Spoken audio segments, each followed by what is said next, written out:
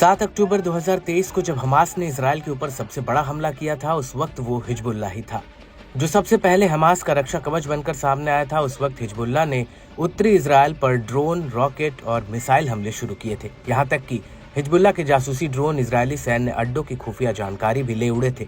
हालांकि उस वक्त इजराइल सिर्फ हिजबुल्लाह के हमलों को रोकने के लिए जवाबी हमला कर रहा था, लेकिन 27 सितंबर 2023 को आईडीएफ ने लेबनान की राजधानी बेरूत पर 80 टन से ज्यादा के बंकर रोधी बम गिराए थे और इस हमले में हिजबुल्लाह प्रमुख हसन नसरल्लाह की मौत हो गई थी।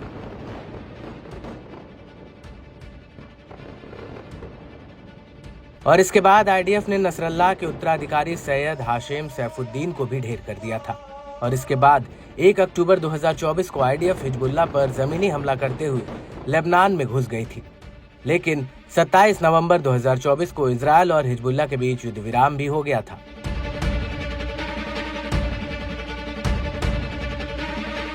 हालांकि युद्ध रुकने के बाद ये नहीं पता चला था कि नसरल्लाह और सैफुद्दीन का अंतिम संस्कार किया गया है या नहीं, लेकिन उस वक्त हिजबुल्लाह ने कहा था कि उसने नसरल्लाह का अंतिम संस्कार कर दिया था।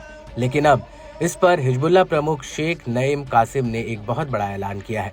दरअसल नईम कासिम का कहना है कि 23 फरवरी 2025 को नसरल्लाह और सैफुद्दीन को खाक के सुपुर्द किया जाएगा।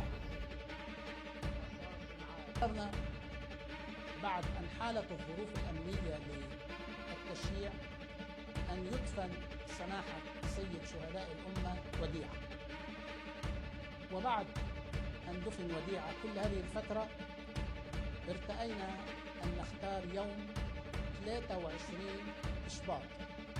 आपको बता दें कि सैफुद्दीन को लेकर कासिम का कहना है कि सैयद हाशेम सैफुद्दीन नसरल्लाह की मौत के बाद प्रधान सचिव चुने गए थे, लेकिन इस घोषणा से पहले वो शहीद हो गए।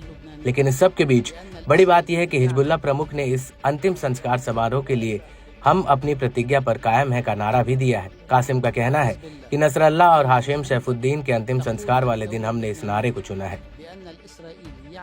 आपको बता दें कि शेख कासिम ने दक्षिणी लेबनान में आईडीएफ की मौजूदगी को लेकर भी कुछ बड़ी बातें कही हैं। कासिम का कहना है कि इजराइल के मौजूदा युद्ध विराम उल्लंघन के लिए लेबनानी राज्य इसका जवाब देने के लिए पूरी तरह से जिम्मेदार है। लेबनानी सरकार को मध्यस्थतों के जरिए इजराइल के ऊपर दबाव बनाना जारी रखना चाहिए ताकि इजराइल युद्ध विराम समझौते का उल्लंघन करना बंद करे। कासिम का कहना है कि ये न सिर्फ समझौते का उल्लंघन है, बल्कि शुरुआती कार्रवाई के रूप में इसका जवाब भी दिया जाना चाहिए। कासिम का ये भी कहना है कि अमेरिका को अपना वादा पूरा करना चाहिए, क्योंकि वो इस मामले में इजराइल का गारंटर है। अमेरिका को इजराइल के ऊपर दबाव डालना चाहिए ताकि वो समझौते को लागू करे। शेख कासिम के मुताबिक अब प्रतिरोध की अपनी प्रतिबद्धता से बंधे हुए हैं। प्रतिरोध एक रास्ता और एक विकल्प है। हम सही समय पर अपने आकलन के हिसाब से कार्य करते हैं।